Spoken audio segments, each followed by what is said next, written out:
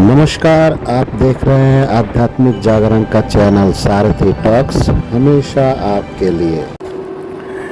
तो दोस्तों, आगे बढ़ते हैं। तो किसी भी बात को पूरी तरह नकारना भी गलत है और आंखें बंद करके मान लेना भी गलत है। सही रास्ता क्या है समझना, संतुलन बनाए रखना और सकारात्मक दृष्टि बनाए रखना। इसलिए डरिए मत कि दुनिया कब खत्म होगी। दुनिया खत्म नहीं होती, बस बदल सकती है। असली सवाल यह नहीं है कि दुनिया का क्या होगा, असली सवाल यह है कि आप अपने अंदर कैसी दुनिया बना रहे हैं। जब आप सच बोलते हैं तो वो सतयुग का प्रतीक होता है। जब आप त्याग करते हैं तो तब आप त्रेता का प्रतिनिधित्व कर रहे होते हैं। जब आप अन्याय के खिलाफ खड़े होते हैं तो आप द्वापर में जी रहे होते हैं। और इस कलयुग में जब आप सेवा की भावना रखते हुए लोगों की सेवा कर रहे होते हैं तो ईश्वर जो है वही फ्लेक्सिबिलिटी वाला मामला आपके साथ खड़े रहते हैं। भले ही आप थोड़ी सी अच्छी भावनाओं के साथ ही क्यों ना हो, तो ईश्वर आपके साथ खड़े होते हैं और धीरे धीरे आप ईश्वर के करीब होते जाते हैं। तो अंधेरा कितना भी गहरा क्यों ना हो, एक छोटा सा दीपक काफ़ी है दोस्तों, कि दुनिया का अंत नहीं होने वाला, लेकिन आपके कर्म ही तय करेंगे कि आपकी दुनिया कैसी होगी। अगर आपको यह विचार पसंद आया तो वीडियो को लाइक करें, शेयर करें और चैनल को सब्सक्राइब जरूर करें, क्योंकि यहाँ हम डर नहीं, समझ और आशा की बात करते हैं। दोस्तों,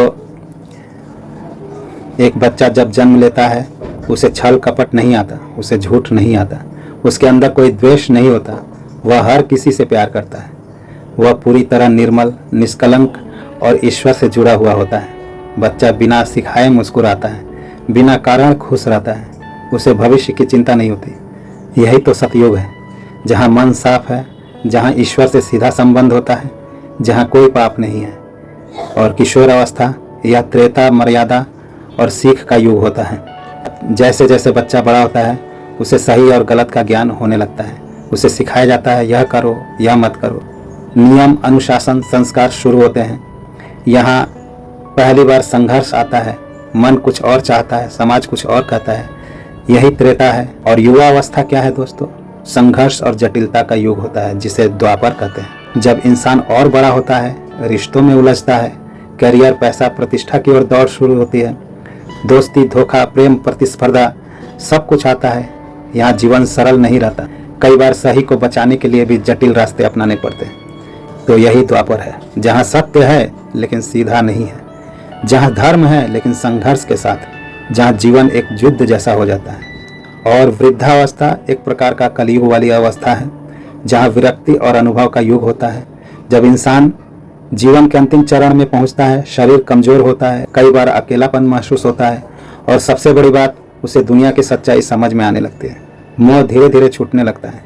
यही कलयुग का प्रतीक है, जहाँ सब कुछ होते हुए भी खालीपन है, जहाँ अनुभव है लेकिन ऊर्जा कम है, जहाँ जीवन का सार समझ में आता है। और मृत्यु क्या है? एक चक्र का अंत। और फिर एक दिन शरीर छूट जाता है। उस व्यक्ति के लिए पूरी दुनिया खत्म हो जाती है। यही उसका प्रलय है। तो भारतीय दर्शन क्या कहता है? मृत्यु अंत नहीं है, बल्कि एक प्रारंभ है। फिर एक नया जन्म, फिर वही यात्रा। सतयुग बचपन है, त्रेता सीख है, द्वापर संघर्ष है, कलयुग अनुभव है, और फिर वही चक्र।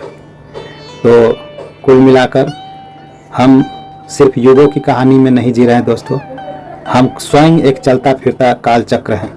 जो बाहर हो रहा है वह अंदर भी हो रहा है। तो अब सवाल यह नहीं है कि हम किस युग में जी रहे हैं, असली सवाल यह है कि आप अपने जीवन के किस युग में हैं। क्या आप अपने अंदर के सतयुग को बचा पा रहे हैं? क्या आप त्रेता की मर्यादा निभा पा रहे हैं? क्या आप द्वापर के संघर्ष में सही का साथ दे पा रहे हैं? क्या आप कलयुग में भी प्रेम और सेवा कर पा रहे हैं? तो युग बदलते रहते हैं, आत्मा की यात्रा चलती रहती है। और सबसे बड़ी बात, आपके अंदर का सतयुग कभी खत्म नहीं होता, बस उसे जगाने की ज़रूरत होती है। बहुत बहुत धन्यवाद। मिलते हैं अगले वीडियो में। अगला वीडियो जो है दोस्तों, एक साधु की अगर मृत्यु होती है तो फिर उसके संस्कार कैसे होते हैं, इस पर है। आप ज़रूर देखिएगा। बहुत बहुत धन्यवाद। नमस्कार, आप देख रहे हैं आध्यात्मिक जागरण का चैनल सारथी टॉक्स, हमेशा आपके लिए।